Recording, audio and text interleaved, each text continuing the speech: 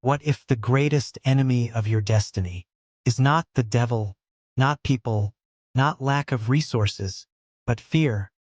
The silent enemy called fear. Fear rarely announces itself loudly. It doesn't always scream. Sometimes it whispers. It whispers when you are about to try again.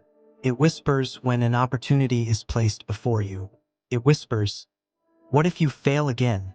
In a world obsessed with success, applause, and visible results, fear of failure has become one of the most powerful silent enemies of destiny. Many dreams never die from lack of ability. They die from fear. Fear of being embarrassed. Fear of disappointing others.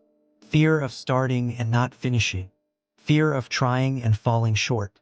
But Scripture confronts this fear head-on. For God has not given us the spirit of fear, but of power, and of love, and of a sound mind. 2 Timothy 1 verse 7. This verse does not suggest fear might come from somewhere else. It boldly declares that fear is not from God. If it is not from God, then it does not deserve authority over your life. Fear of failure paralyzes the soul. It freezes progress.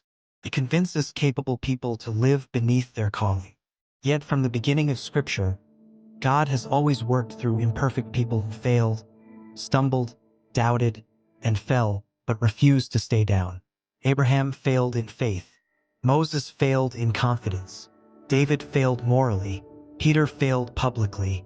And yet, God did not cancel them. He completed them.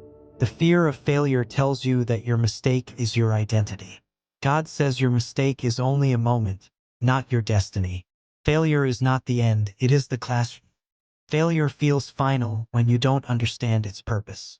But in God's economy, failure is not a funeral. It is a classroom. Every failure carries a lesson. Every setback contains instruction. Every closed door is redirecting you toward refinement. The world teaches us to hide failure. God teaches us to grow through it. Consider Peter. Consider Peter. Peter boldly declared, even if everyone denies you, I never will. Hours later, fear overtook him. He denied Jesus not once but 3 times. Public failure, spiritual collapse, deep regret. But Jesus didn't discard Peter. He restored him. After the resurrection, Jesus did not ask Peter, why did you fail? He asked, do you love me? Because failure does not cancel love. And love is what qualifies you for restoration. Your failure is not proof that God has abandoned you. It may be proof that He is still shaping you. God's plan for your life was never dependent on perfection. It was built on surrender. Chapter 3. Power, love, and a sound mind. Fear attacks 3 things: your strength, your identity, your thinking. That is why God gives 3 replacements: power, love, a sound mind. Power. Power reminds you that you are not operating alone. You are backed by heaven. You may feel weak, but God's strength is perfected in weakness. You may feel unqualified, but God qualifies those He calls. Love. Love silences shame. Fear tells you, you are not enough. Love says, you are mine. When you know you are loved by God, failure loses its grip, because you stop trying to prove yourself and start trusting Him. A sound mind. Fear clouds judgment. Faith restores clarity. A sound mind allows you to see failure for what it truly is: temporary, instructive, and powerless to define you.